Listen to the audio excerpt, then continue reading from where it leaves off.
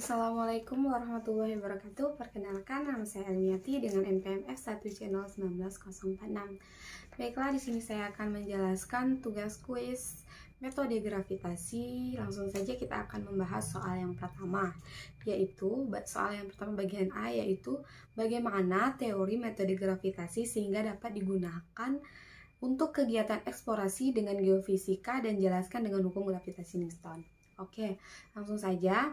Pada awalnya teori geofisika ini dimulai dengan adanya penemuan tentang teori sifat magnetik bumi dan oleh Gilbert. Nah, kemudian teori gravitasi oleh Newton. Geofisika sendiri itu memiliki arti yang berhubungan dengan fisika bumi dan struktur yang menyusunnya atau atmosfer yang menyusunnya. Lalu salah satu metode dalam geofisika adalah metode gravitasi. Pada awalnya metode ini digunakan untuk mengetahui keadaan struktur bumi di bawah permukaan bumi dan aktivitas gunung berapi. Nah, pada perkembangannya metode gravitasi ini menjadi metode geofisika pertama yang digunakan di eksplorasi minyak dan gas bumi. Nah, metode gravitasi ini didasarkan pada hukum gravitasi Newton yang mana dirumuskan dalam F sama dengan R dalam kurung R sama dengan G dikali M1 dikali M2 per R2 dikali R. Kemudian G buka kurung R sama dengan F per M1 dikali G M1 per R2 dikali R. Dengan keterangan F itu gaya gravitasi antara dua titik massa yang ada dengan satuan Newton. Kemudian G adalah konstanta gravitasi Newton dengan ketetapan 6673 dikali 10 pangkat min 11 Newton per meter kuadrat per kilogram kuadrat. Nah, dengan M1 adalah massa benda pertama dengan satuan kilogram dan M2 adalah massa benda kedua dengan satuan kilogram juga. Nah, R adalah jarak antara pertama dan jarak antar pertama dan kedua dengan satuan meter. Selanjutnya kita akan membahas soal nomor 1 yang bagian B dengan soal bagaimana hubungan antara variasi medan gravitasi dengan struktur geologi di bawah permukaan. Nah, langsung saja kita akan membahas variasi medan gravitasi dapat dipengaruhi dengan adanya struktur geologi di bawah permukaan, termasuk tidak meratanya kondisi topografi atau relief permukaan bumi, sehingga posisi pengamatan juga memiliki pengaruh terhadap pengukuran. Nah, pada dasarnya segala kondisi geologis di bawah maupun di permukaan dapat mempengaruhi medan gravitasi bumi yang terukur. Jadi,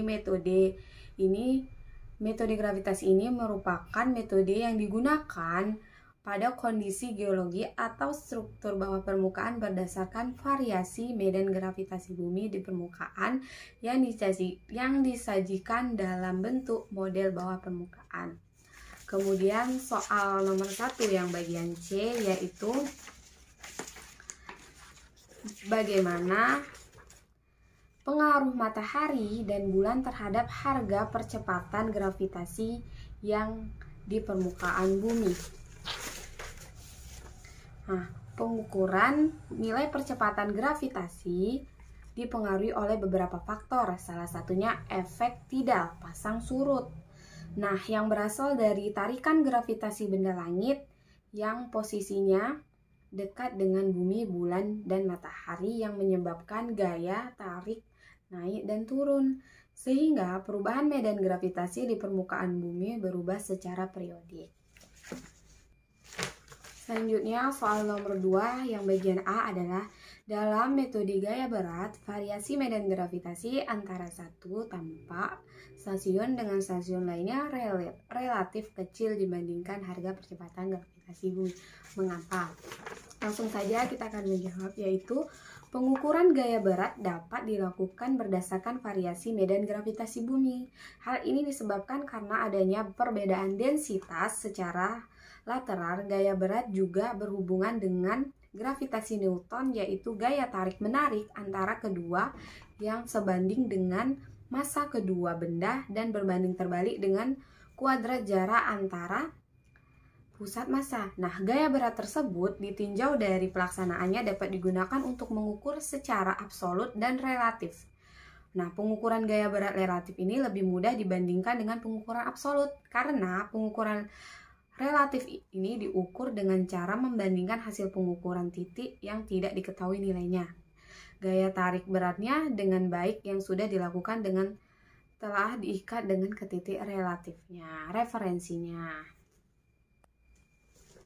Lalu kita selanjutnya yaitu yang bagian B, jelaskan penyebab anomali regional dan anomali residual dalam anomali Bouguered. Nah, penjelasannya adalah anomali regional itu adalah anomali gaya berat yang disebabkan oleh perbedaan densitas batuan pada daerah yang lebih dalam. Nah, kemudian anomali residual adalah anomali gaya berat yang disebabkan oleh perbedaan densitas batuan pada daerah yang lebih dangkal.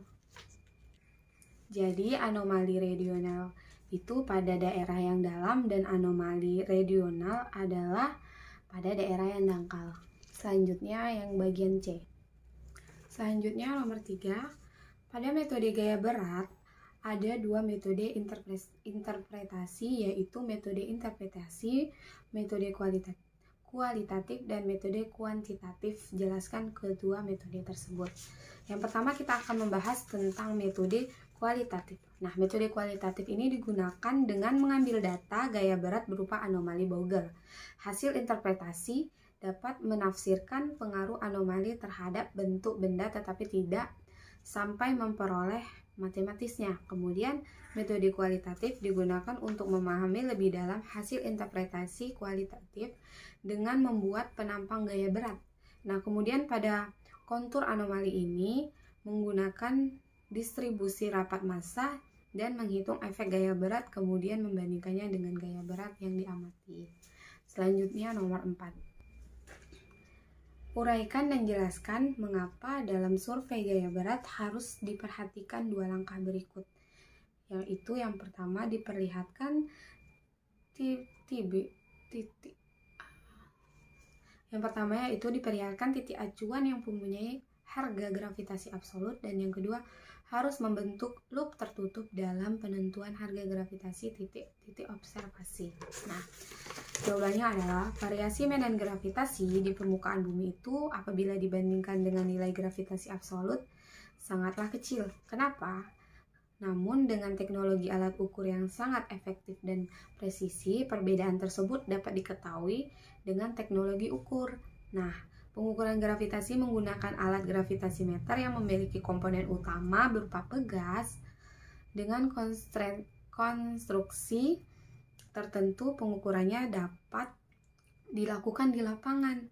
Biasanya dilakukan pada titik-titik pengukuran sepanjang lintasan pengukuran dalam suatu luasan area. Pengukuran biasanya diperlukan satu titik acuan bebas gangguan atau noise based station yang akan digunakan sebagai unsur koreksi dalam analisa data. Kemudian yang kedua itu nilai medan gravitasi observasi dapat diketahui dengan melakukan pengikatan dengan titik-titik referensi yang telah diketahui nilainya. Nilainya medan gravitasi mutlaknya maksudnya. Nilai medan gravitasi mutlak pada titik referensi ini digunakan sebagai acuan dalam penentuan nilai medan gravitasi. Kemudian soal yang selanjutnya yaitu nomor 5. Mengapa harus dilakukan koreksi-koreksi berikut dan jelaskan masing-masing? Kita bahas satu persatu yaitu yang bagian A, tidal correction.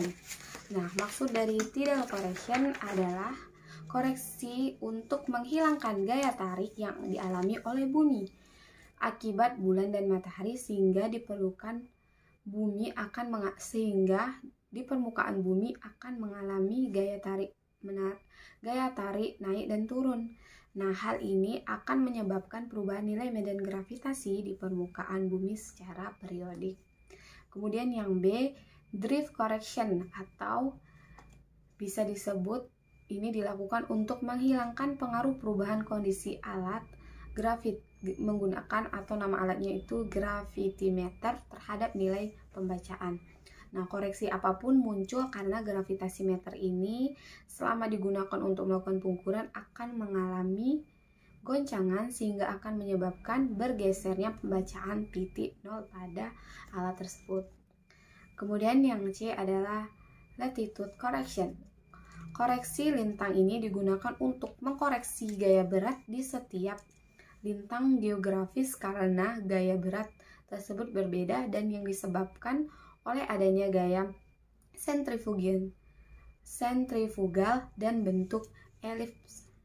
Dari koreksi ini diperoleh anomali gaya berat. Dan yang bagian D adalah free air correction. Koreksi udara bebas merupakan koreksi akibat perbedaan ketinggian sehingga had dengan mengakibatkan adanya massa yang terletak di antara titik amat dengan strip laut referensi. Koreksi ini dilakukan untuk mendapatkan anomali medan gaya berat di topografi. Dan yang bagian E, Bowger correction atau yang disebut koreksi Bowger merupakan koreksi yang dilakukan untuk menghilangkan perbedaan ketinggian dengan tidak mengabaikan massa di bawahnya. Nah, perbedaan ketinggian tersebut akan mengakibatkan adanya pengaruh massa di bawah permukaan yang mempengaruhi biasanya gaya berat di titik amat. Dan yang terakhir adalah bagian F. Bagian F itu terrain correction atau koreksi medan, digunakan untuk